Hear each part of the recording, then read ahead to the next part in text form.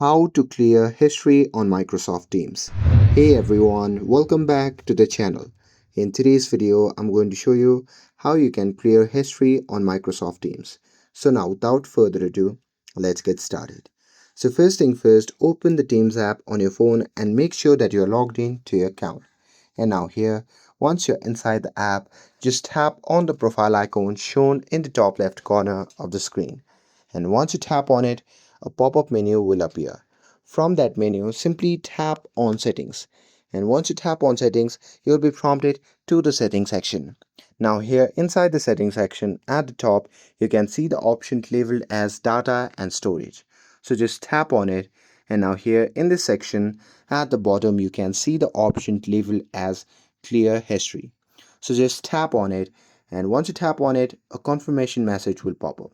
From there, simply tap on OK to confirm it, and that's it. Now you have successfully cleared history on the Microsoft Teams app. And with this, if you found this video helpful, then don't forget to like, share, and subscribe to get updated for more videos. Thanks for watching, and I'll see you in the next video.